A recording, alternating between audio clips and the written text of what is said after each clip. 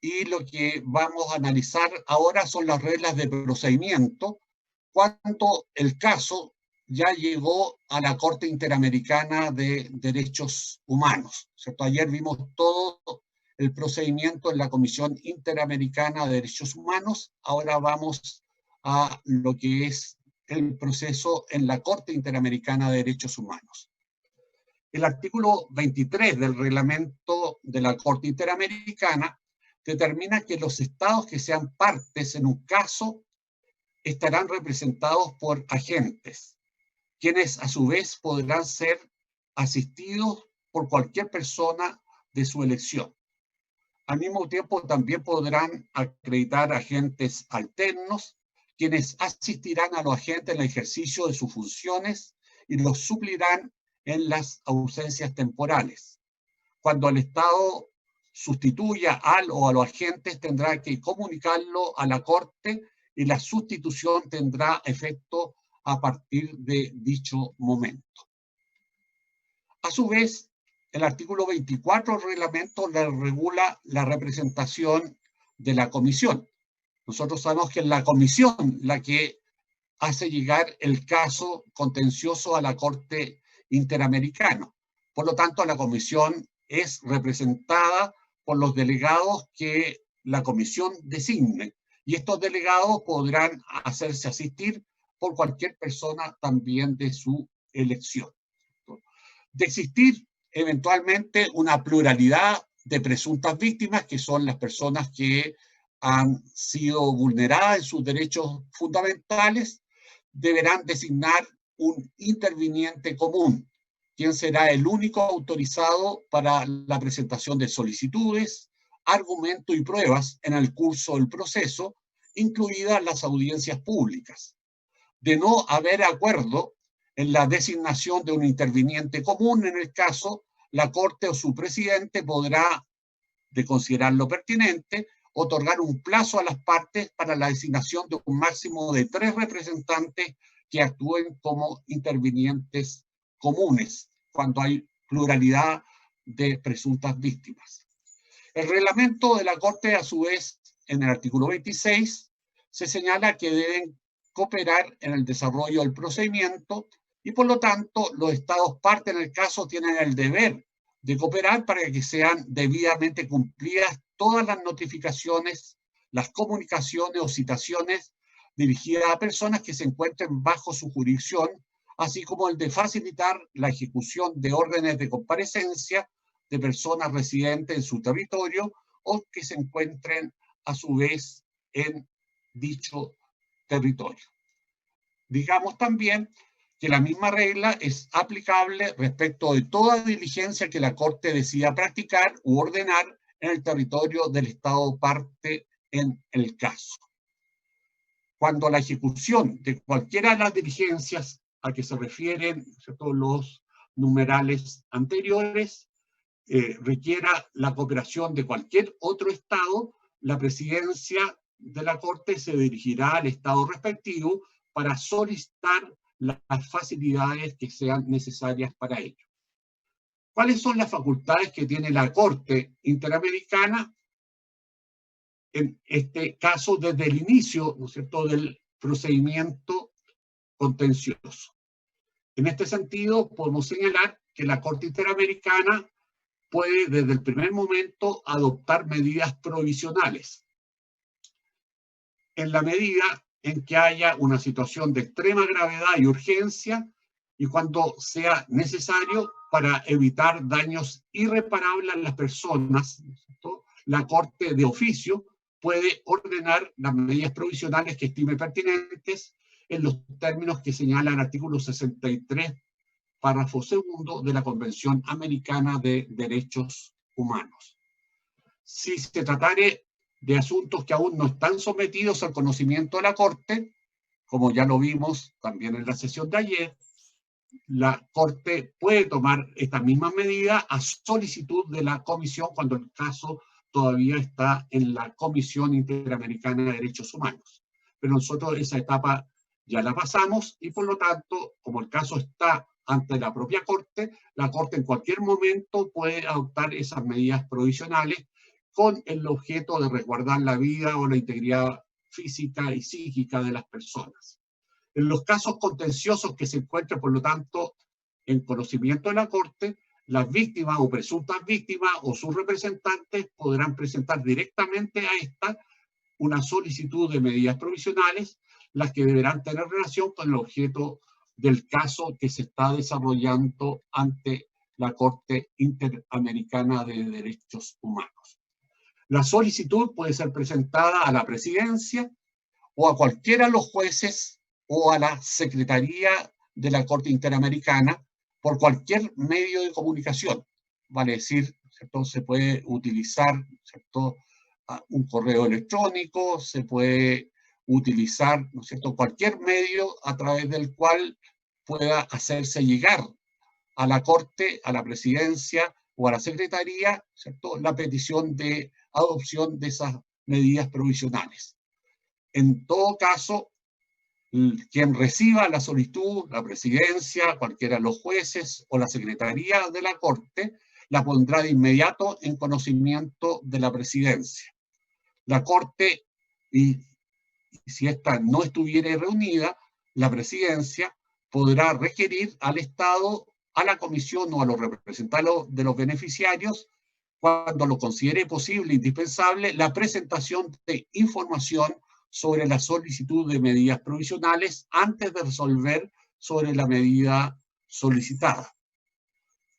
Luego de ello, podemos también señalar que si la Corte no estuviera reunida, la Presidencia, en consulta con la Comisión Permanente y, de ser posible, con los demás jueces, va a requerir del Estado respectivo que dicte las providencias urgentes necesarias a fin de asegurar la eficacia de la medida provisional que después pueda tomar la Corte en el próximo periodo de sesiones.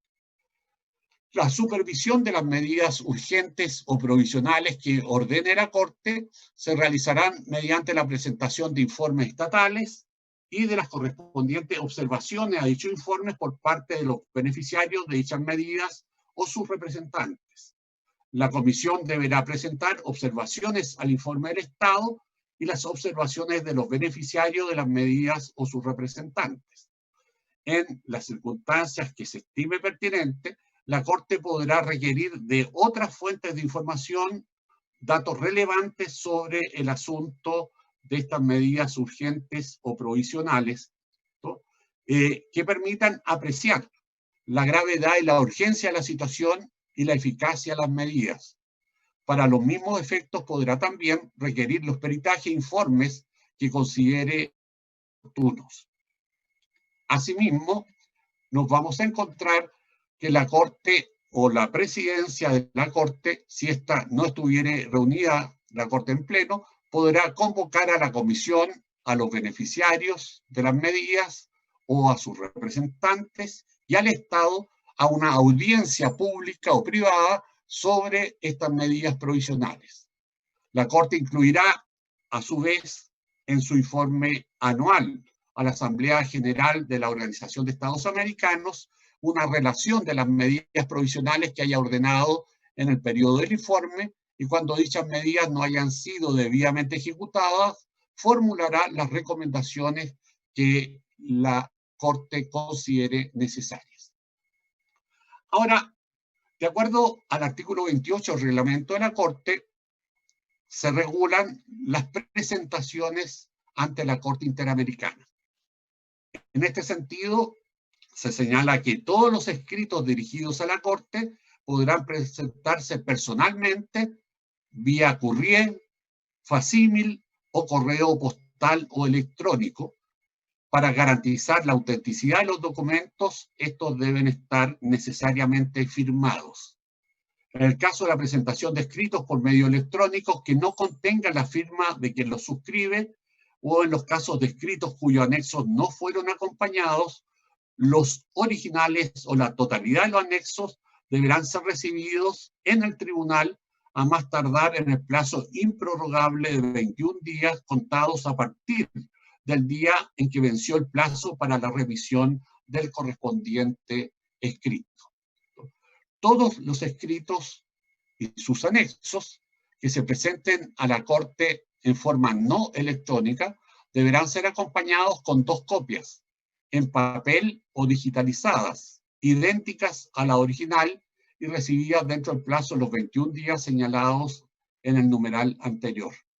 Los anexos y copias deben presentarse debidamente individualizados e identificados, y la Presidencia puede, en consulta con la Comisión Permanente de la Corte, rechazar cualquier escrito que considere manifiestamente improcedente. Podemos, en tal sentido, también explicitar, ¿no?, que la Corte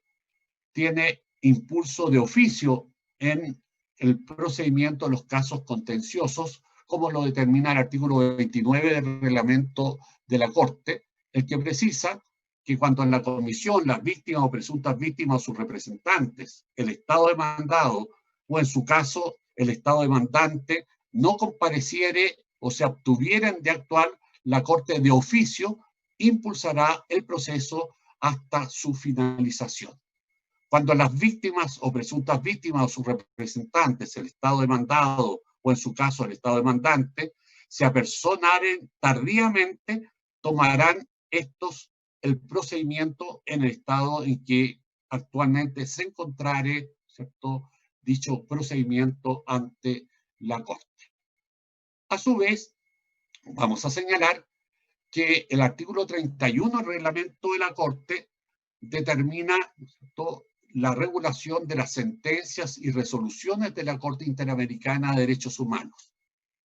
El párrafo primero determina que las sentencias y las resoluciones que pongan término al proceso son de competencia exclusiva de la Corte,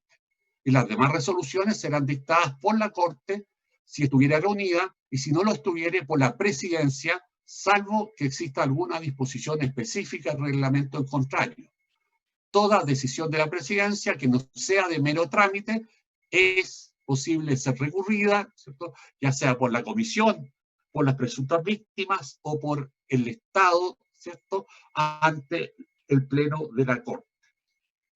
Contra las sentencias y resoluciones de la Corte no procede ningún medio de impugnación, como lo advierte la propia Convención Americana de Derechos Humanos en sus artículos 67 y 68. Podemos, a su vez, señalar que, de acuerdo al artículo 32 del reglamento de la Corte Interamericana, la Corte hará pública las sentencias, las resoluciones, opiniones y otras decisiones, incluyendo los votos concurrentes o incluso los votos disidentes, cuando cumplan los requisitos señalados por el artículo 65 del reglamento de la Corte Interamericana de Derechos Humanos. A su vez, cabe también señalar que son públicas las piezas del expediente, excepto las que sean consideradas irrelevantes o inconvenientes para dicho fin.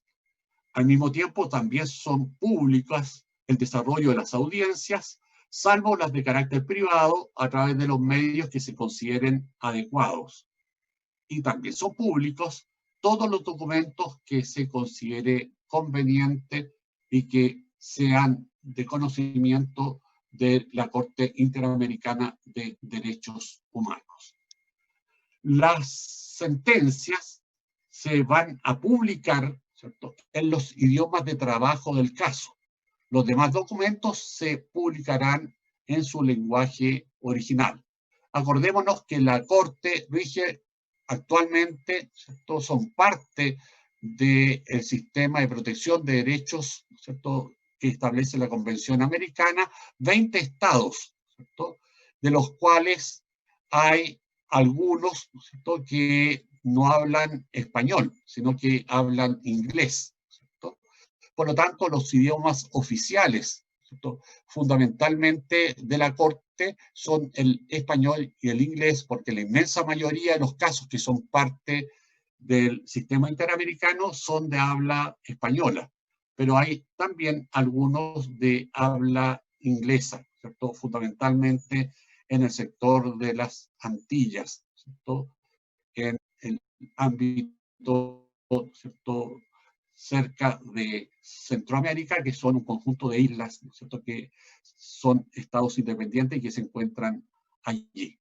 Por otra parte, cabe también señalar que los documentos depositados en la Secretaría de la Corte concernientes a casos ya sentenciados serán accesibles al público, salvo que la Corte haya resuelto otra cosa.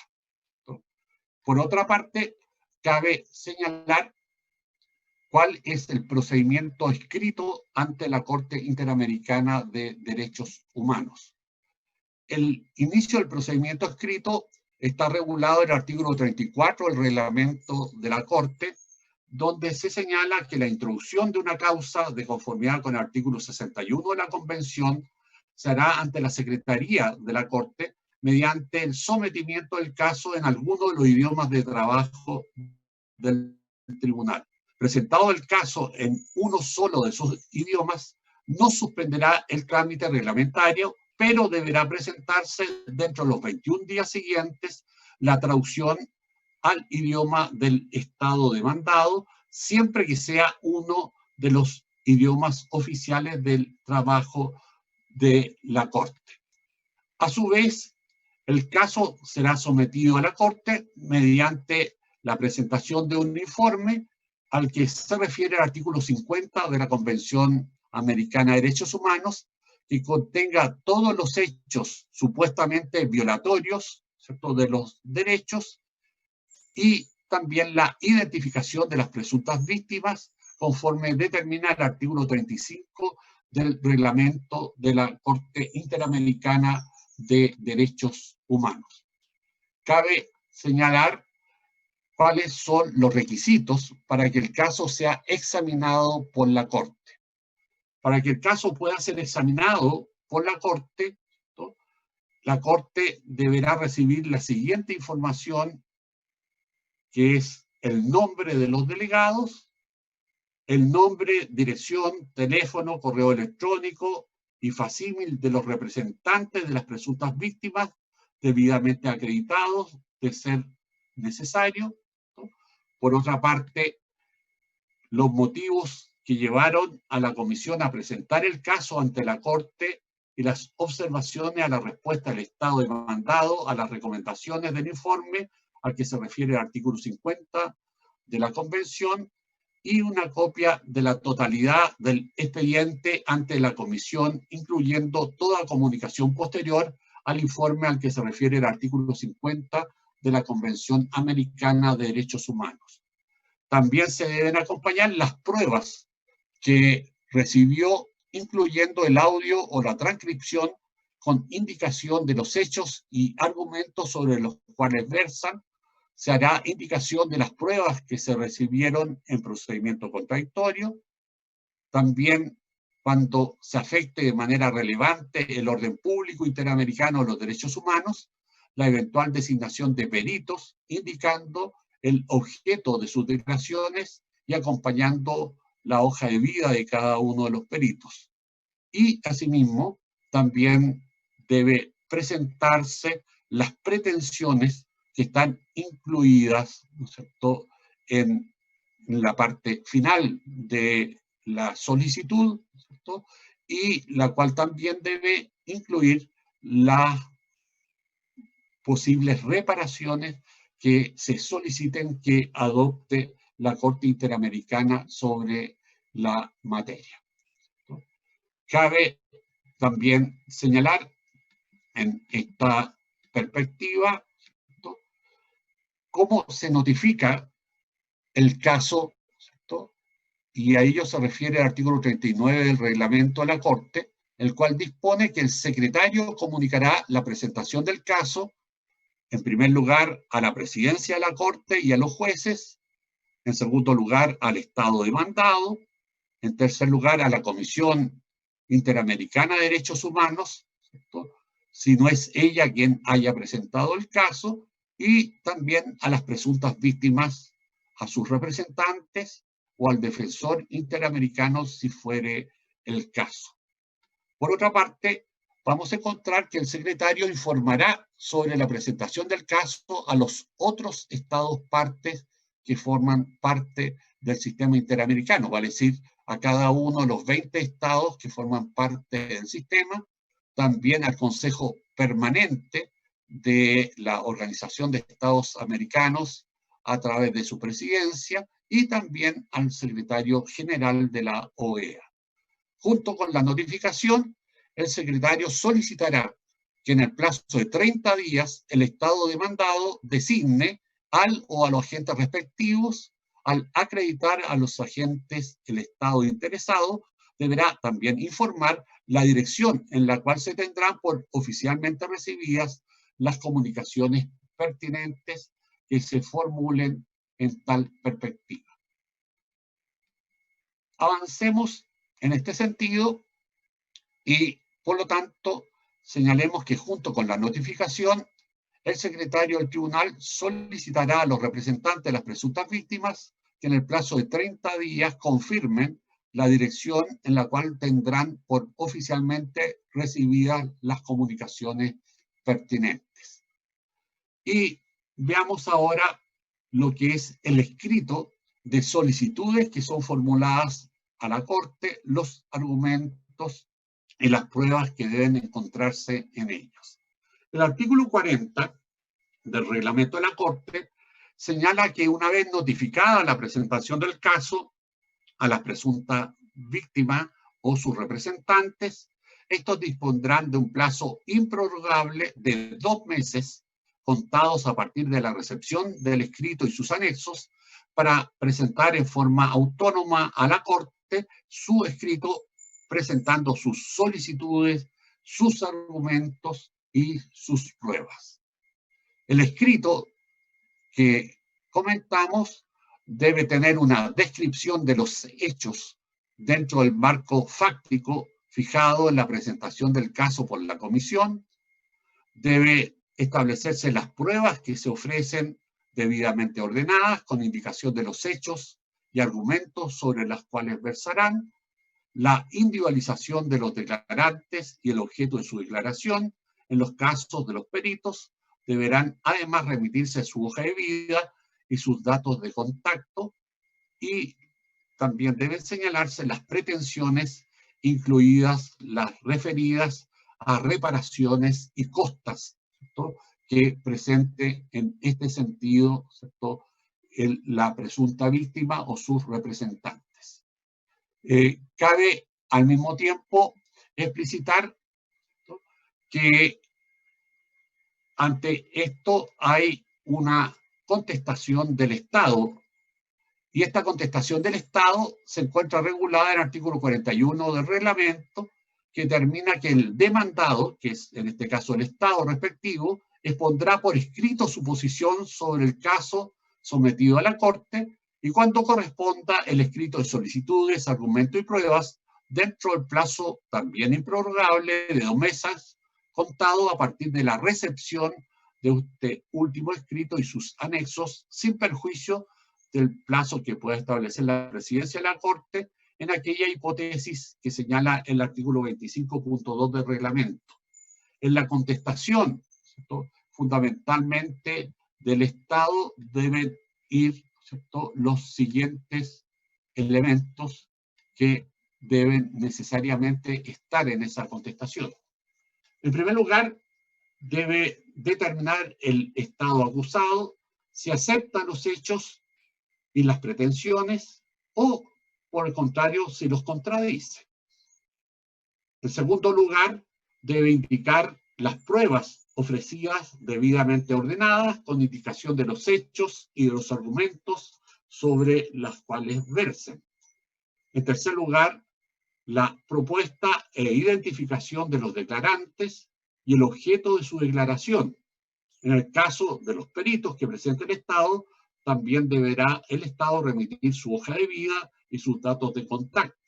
Y finalmente, también debe señalar dentro de esta perspectiva los fundamentos de derecho, las observaciones a las reparaciones que haya solicitado la presunta víctima o su representante y las costas que hayan solicitado, así como las conclusiones pertinentes. Dicha contestación deberá ser comunicada por el secretario, a su vez, a las personas mencionadas en el artículo 39.1, ¿no es cierto?, del reglamento, y al Estado demandante, en los casos en que haya Estado demandante, a los que hace referencia al artículo 45 de la Convención. La Corte podrá considerar aceptados aquellos hechos que no hayan sido expresamente negados y las pretensiones que no hayan sido expresamente controvertidas por el Estado acusado. A su vez, también pueden en este procedimiento establecerse excepciones preliminares. Estas excepciones preliminares, como lo determina el artículo 42 del reglamento de la Corte, solo pueden ser opuestas en el escrito de contestación por parte del Estado. Una vez que el Estado opone excepciones preliminares, se deberá exponer los hechos referentes a las mismas, los fundamentos de derechos que ellas tienen, las conclusiones y los documentos que las apoyan, así como el ofrecimiento de pruebas sobre esas excepciones preliminares. La presentación de excepciones preliminares no suspende el procedimiento en cuanto al fondo, ni los plazos ni los términos respectivos. La comisión, las presuntas víctimas o sus representantes, y en su caso el Estado demandante, podrá presentar sus observaciones a las excepciones preliminares dentro del plazo de 30 días contado desde la recepción de esas mismas excepciones preliminares. Cuando lo considere indispensable, la Corte podrá fijar una audiencia especial para estas excepciones preliminares, después de la cual decidirá sobre las mismas. La Corte podrá resolver en una sola sentencia acerca de las excepciones preliminares, el fondo, las reparaciones y las costas del caso. Cabe también indicar dentro de esta perspectiva que pueden presentarse otros actos dentro del proceso escrito. En este sentido, una vez que hayan sido recepcionados los escritos de sometimiento al caso, los escritos de solicitudes, de argumentos y pruebas, y el escrito de contestación por parte del Estado acusado, y antes de la apertura del procedimiento oral,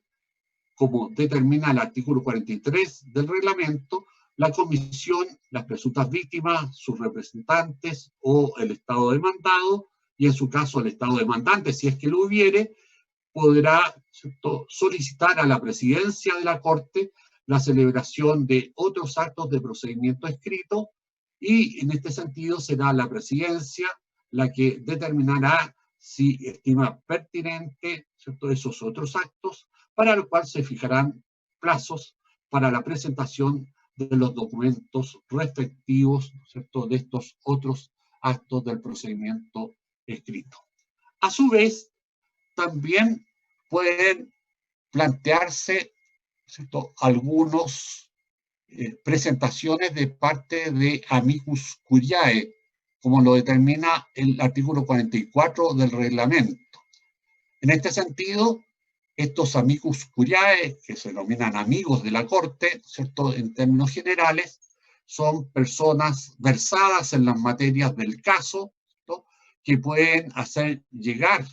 ¿cierto?, por escrito, ¿cierto?, la perspectiva de actuar como amicus del tribunal, ¿cierto?, y presentar, por lo tanto, su opinión del caso y también los anexos que se estimen convenientes de acuerdo al artículo 28 del reglamento en el idioma de trabajo del caso y con el nombre del autor o autores y la firma de todos ellos. De esta manera, la Corte podrá tener presente esas opiniones, ¿cierto?, y esas presentaciones de quienes se han aceptado como amicus curiae, ¿no es cierto?, en el caso, del cual pueden ser, en este sentido, esos amicus curiae, fundamentalmente, ¿cierto?, agrupaciones no gubernamentales, pueden ser eventualmente también académicos, ¿cierto?, de determinada universidades, ¿no es cierto?, que se hayan distinguido, ¿no es cierto?, por sus conocimientos en la materia del caso, ¿no? Y por lo tanto esas opiniones van a ser también tenidas en consideración para ilustrar, ¿no es cierto?, los elementos del caso que está conociendo la Corte.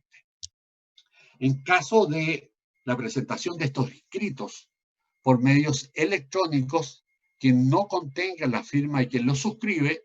o en caso de escritos cuyo anexo no fueron acompañados, los originales y la documentación respectiva deben ser recibidas por el tribunal dentro del plazo de 7 días contado a partir de dicha presentación. Si el escrito es presentado fuera de este plazo o sin la documentación indicada, será archivada y por lo tanto no será tenida en consideración, ¿cierto?, por el tribunal. En los casos contenciosos se podrá presentar además un escrito en calidad de amicus curiae en cualquier momento del proceso, pero no más allá de los 15 días posteriores a la celebración de la audiencia pública sobre el respectivo proceso. En los casos en que no se celebre audiencia pública, deberán ser remitidos dentro de los 15 días posteriores a la resolución correspondientes en la que se otorga plazo para remisión de alegatos finales por parte de la Corte Interamericana de Derechos Humanos. En los procedimientos, a su vez, de supervisión de sentencias por parte de la Corte y de medidas provisionales, podrán presentarse también escritos de amicus curiae. Esta es la primera etapa del procedimiento, que es escrito. Luego viene el procedimiento oral. Y en ese procedimiento oral, la presidencia de la Corte Interamericana señalará la fecha de apertura de dicho procedimiento oral y fijará las audiencias que fueren necesarias para el análisis del asunto, ¿cierto?, que está siendo, ¿cierto?, objeto del proceso. Allí, por lo tanto, de acuerdo con el artículo 46 del reglamento, la Corte va a solicitar tanto a la Comisión Interamericana,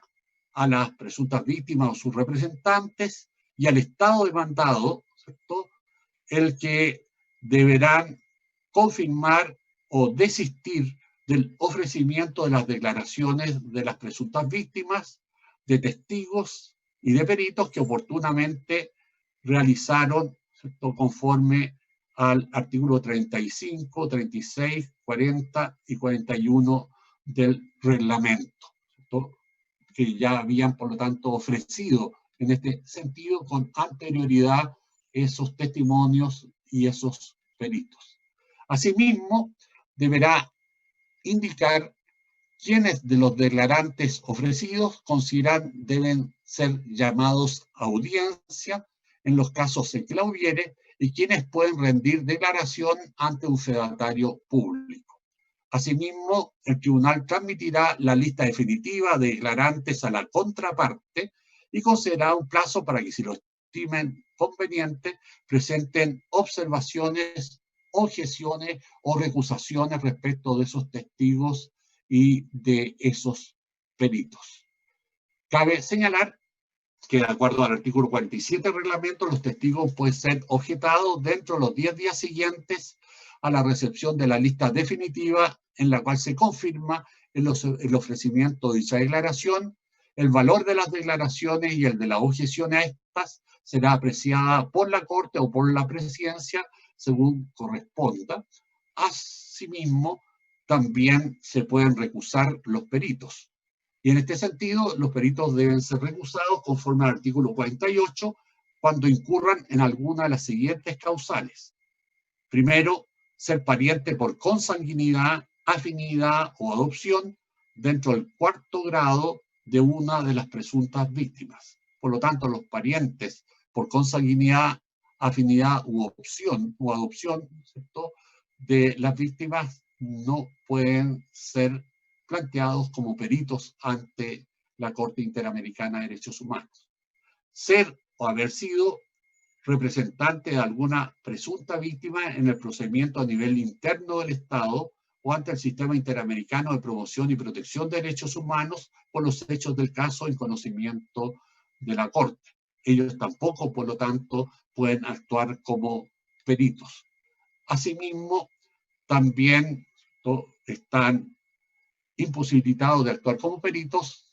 quienes tengan o hayan tenido vínculos estrechos o una relación de subordinación funcional con la parte que lo propone y que a juicio de la Corte pudiera afectar la imparcialidad del perito. Por otra parte, tampoco pueden ser peritos quien sea o haya sido funcionario de la comisión con conocimiento del caso en litigio en que se solicita su peritaje, o en el caso de ser o haber sido agente del Estado demandado, en el caso del litigio en que se solicita también dicho peritaje. Señalemos dentro de esta perspectiva que tampoco pueden ser peritos quienes hayan intervenido con anterioridad a cualquier título y en cualquier instancia nacional o internacional en relación con dicha causa, y al mismo tiempo cabe también señalar que la recusación que se presente contra estas personas que tengan estas características deberá proponerse dentro de los 10 días siguientes a la recepción de la lista definitiva, en la cual se confirma el ofrecimiento de dicho dictamen. La presidencia trasladará al perito en cuestión la recusación que eventualmente se haya formulado en su contra y le otorgará también un plazo determinado para que presente sus observaciones. Todo esto se pondrá en consideración de todos los intervinientes en el caso y posteriormente la Corte o quien presida resolverá lo conducente o quien la presida resolverá lo que estime conveniente sobre la recusación de acuerdo con la regulación del reglamento de la Corte. Y así, por lo tanto, solucionada, ¿cierto?, en este sentido, ¿cierto?, la perspectiva, ¿cierto?, de lo que es la recusación, ¿cierto?, nos vamos a encontrar que tendremos la lista definitiva de declarantes y desde este punto de vista también los declarantes pueden ser objeto, ¿no es cierto?, de planteamientos con el objeto de formular objeciones respecto de ellos. Y desde este punto de vista, el artículo 46 del reglamento también posibilita, ¿cierto?, a la Corte solicitar a la comisión, a las presuntas víctimas o sus representantes y también al Estado demandado su lista definitiva de declarantes en la que deberán confirmar o desistir el ofrecimiento de las declaraciones de las presuntas víctimas, testigos y peritos que oportunamente realizaron conforme, ¿cierto?, a los artículos ya previamente señalados. Al mismo tiempo deben indicar quiénes de los declarantes ofrecidos consideran deben ser llamados a audiencia en los casos en que la hubiere y quienes pueden rendir declaraciones ante un fedatario público. El tribunal transmitirá la lista definitiva de declarantes a la contraparte y concederá también un plazo para que, si lo estima conveniente, presente observaciones respecto de ese testigo o de esos testigos, ¿no?, objeciones o eventualmente también recusaciones de los testigos. Dentro de esta perspectiva, ¿no?, vamos a encontrarnos que una vez resuelto toda esta perspectiva, la Corte emitirá una resolución en que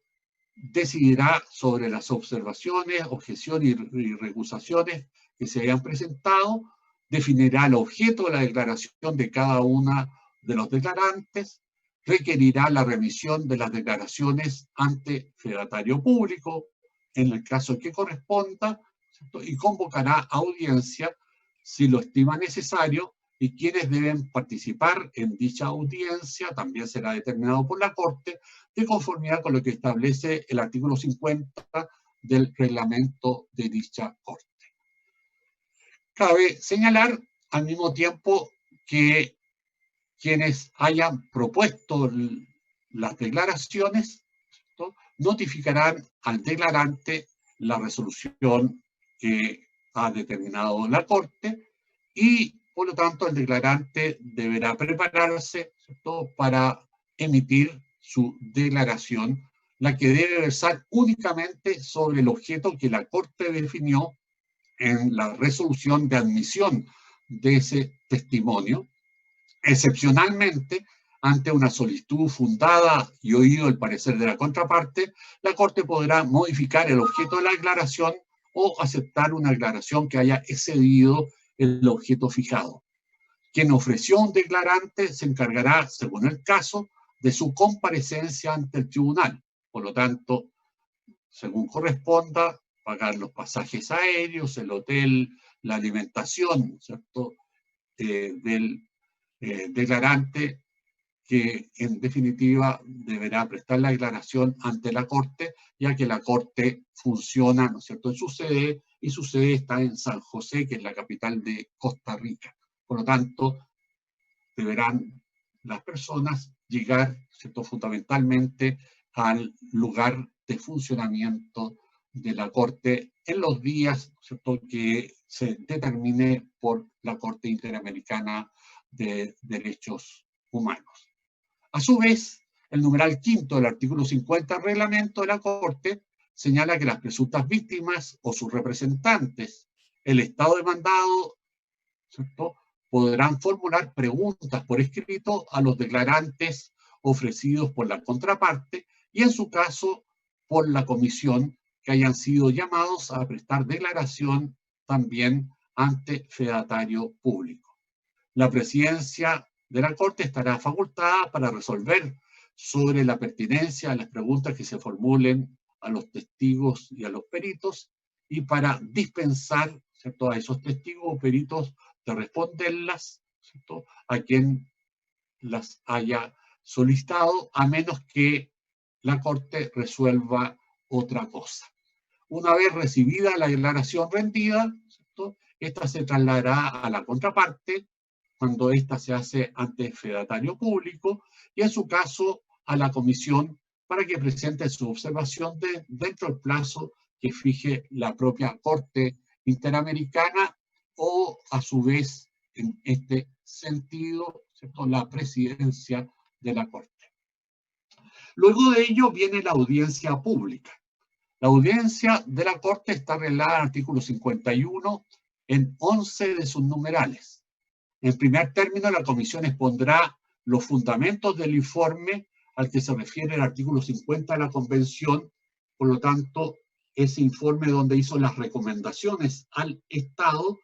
para, ¿cierto?, restablecer los derechos de la presunta víctima, ¿cierto?, y por lo tanto también las observaciones que en definitiva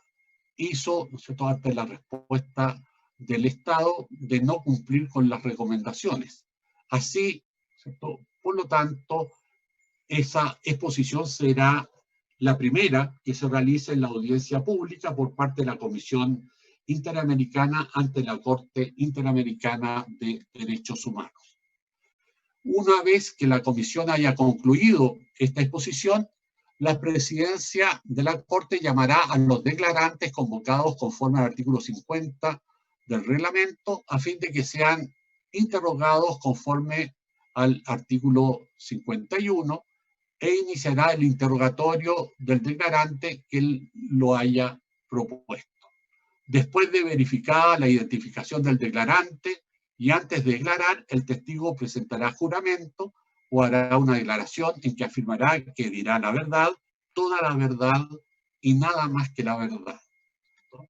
A su vez, después de verificar la identidad y antes de desempeñar su oficio, también el perito prestará juramento o hará una declaración en que afirmará lo mismo, ¿cierto?, que ejercerá sus funciones con todo honor y con toda conciencia.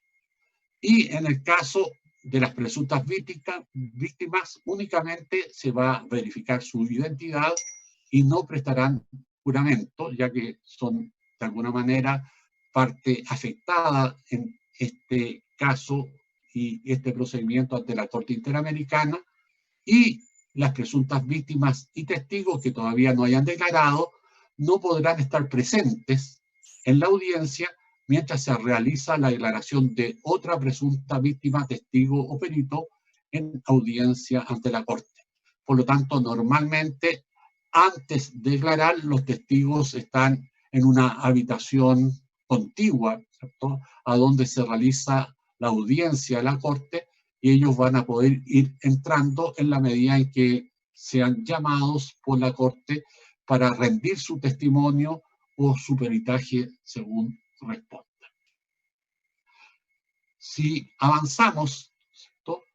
podemos señalar que una vez que la Corte ha escuchado a los declarantes y los jueces hayan formulado a esto las preguntas que consideren pertinentes, la presidencia concederá la palabra a las presuntas víctimas o a sus representantes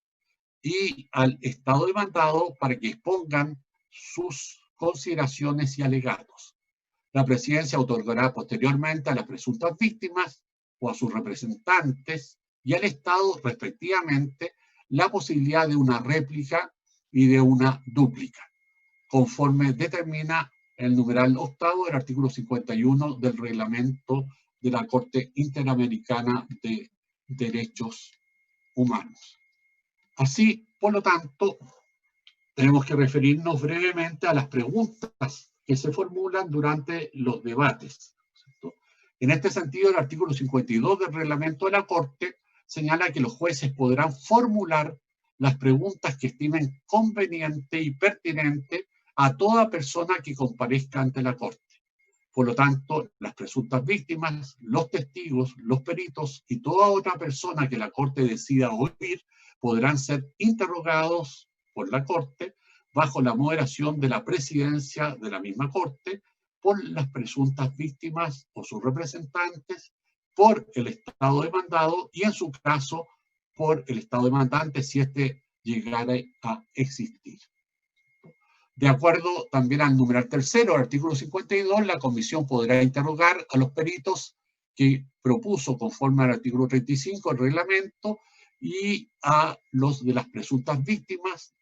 del Estado demandado y, en su caso, del Estado demandante, si la Corte lo autoriza a solicitud fundada de la comisión cuando se afecte de manera relevante el orden público interamericano de los derechos humanos y su declaración verse sobre alguna materia contenida en un peritaje ofrecido por la Comisión a la Corte Interamericana de Derechos Humanos.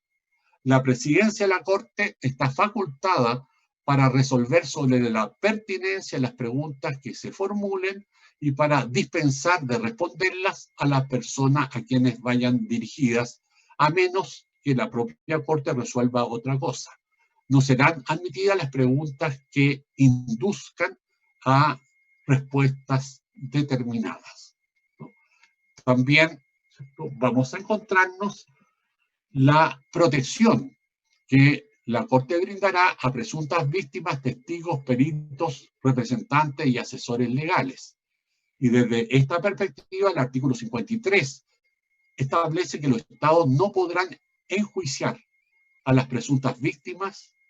ni a los testigos, ni a los peritos, ni a sus representantes o asesores legales, ni ejercer represalias contra ellos o sus familiares a causa de las declaraciones, dictámenes rendidos o en su defensa legal ante la Corte Interamericana de Derechos Humanos. Por lo tanto, se establece así una especie de fuero, ¿cierto?, para quienes, ¿cierto?, van a deponer ante la Corte Interamericana de Derechos Humanos, y por lo tanto el Estado al cual ellos pertenecen no podrá, ¿cierto?, actuar en contra de ellos.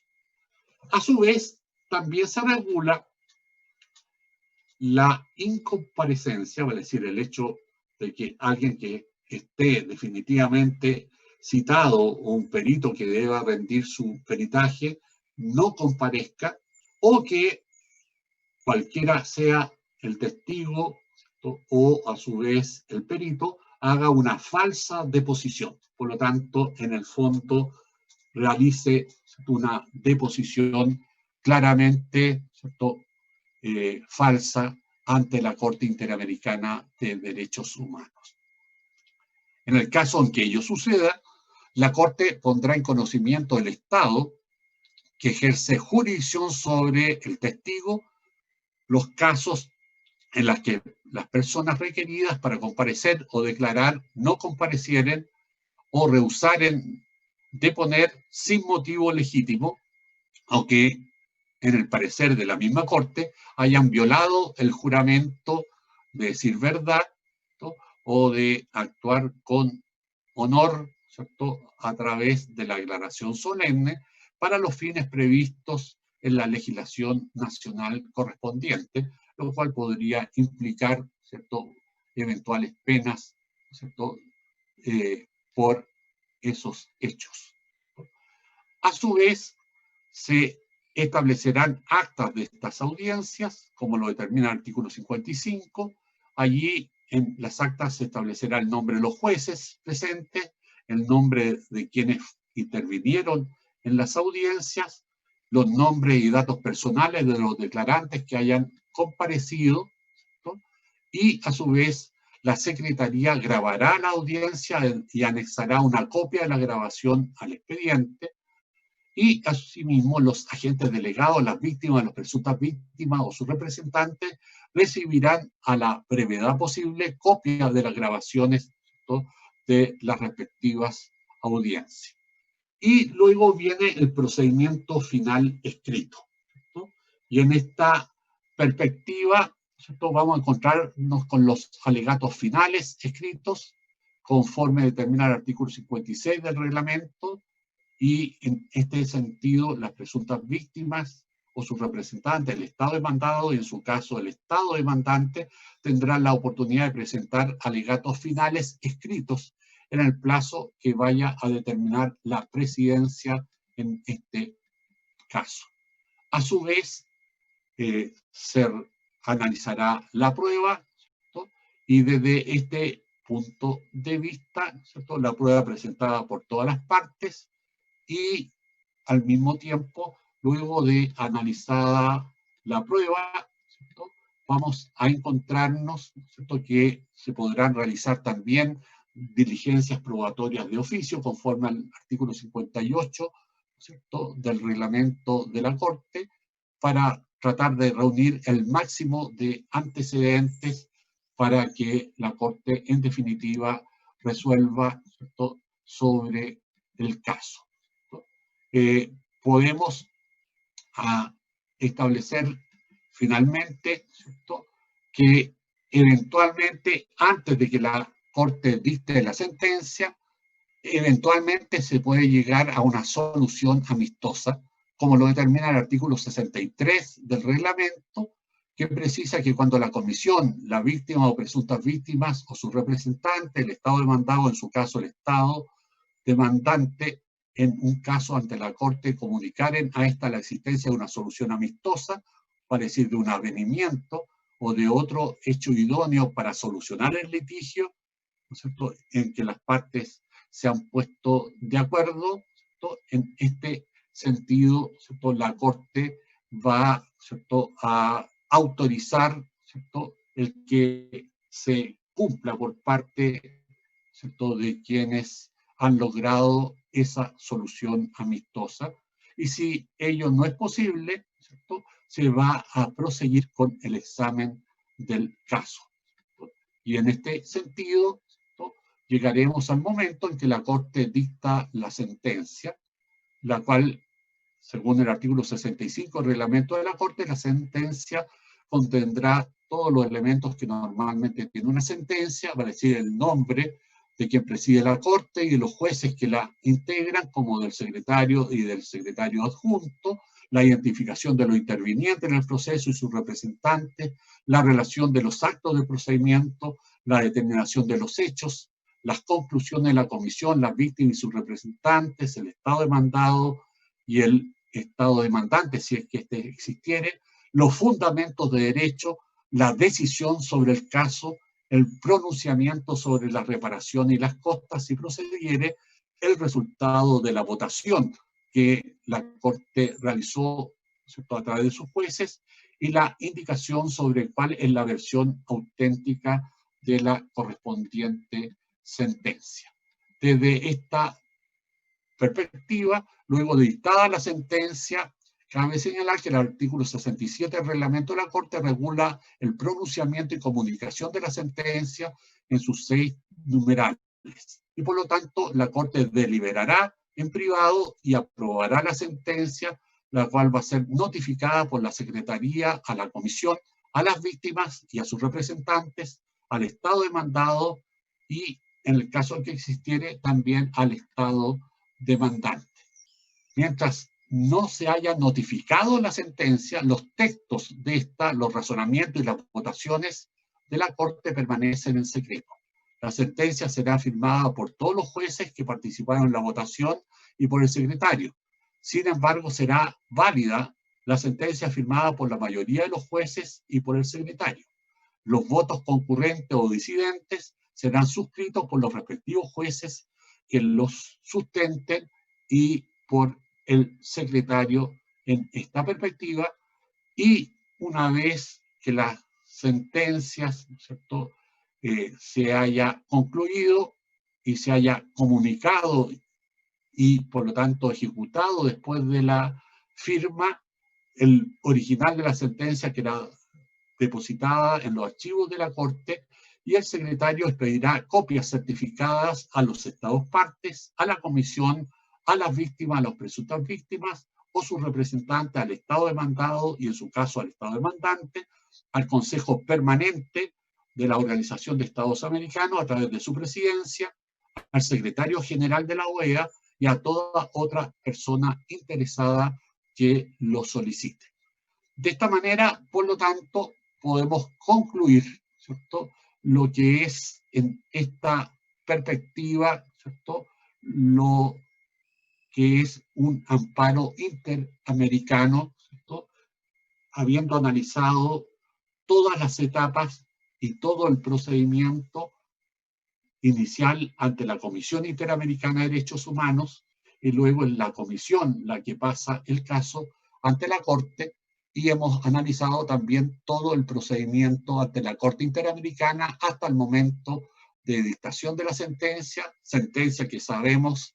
que es, ¿cierto?, irrecurrible, ya que es una sentencia de única instancia que constituye cosa juzgada formal y material y que el Estado está obligado a cumplirla. El Estado, ¿cierto?, acusado está obligado a cumplirla, ¿cierto?, como obligación de resultado. Así terminamos, por lo tanto, el tratamiento del amparo interamericano y, por lo tanto, veamos si hay alguna duda o comentario que ustedes quieran realizar sobre este proceso. Pueden, por lo tanto, abrir el micrófono quienes, ¿cierto?, quieran hacer alguna consideración al respecto. ¿Preguntas, dudas, comentarios?